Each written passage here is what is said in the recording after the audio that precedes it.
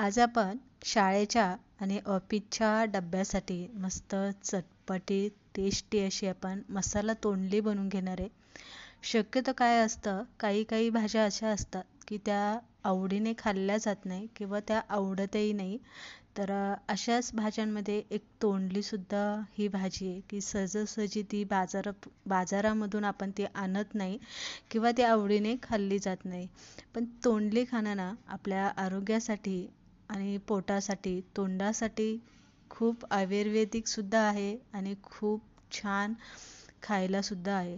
तर आज ना आपण अगदी 15 मिनटामध्ये डब्यासाठी मस्त अशी मसाला तोंडली बनवून घेणार आहे.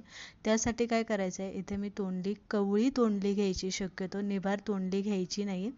आणि मागचा पुढचा भाग थोडासा आपल्याला तोंडाचा कट करायचा आणि अशी जसं आपण वांगं चिरतो अगदी तसं आपल्याला इथे चिरून घ्यायचं.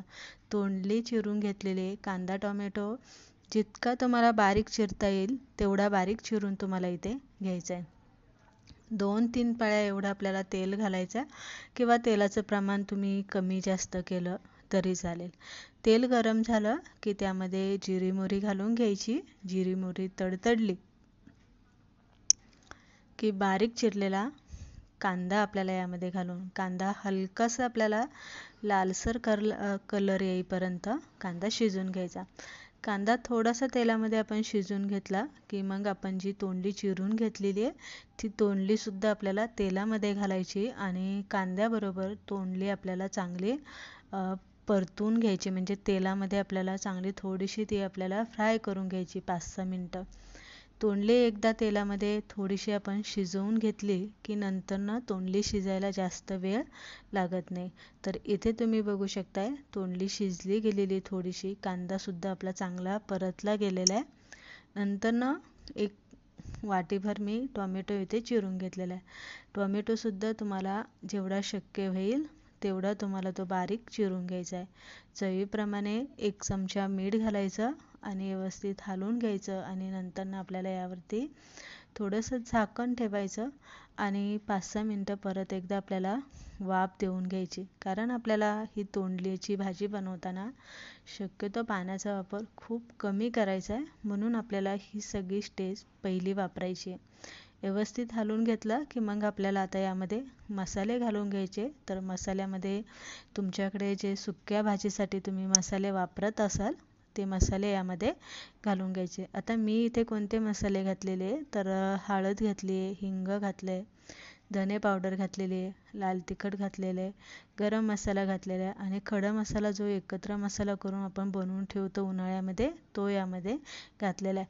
तुमच्याकडे पावभाजी मसाला असेल तर थोडासा पावभाजी मसालासुद्धा तुम्ही यामध्ये घालू शकता. मसाले घातले की आपल्याला तोंडली व्यवस्थित हलवून घ्यायची आणि नंतर एक छोटी वाटी आपल्याला यामध्ये पाणी घालायचं आणि भाजी व्यवस्थित हलवून घ्यायची.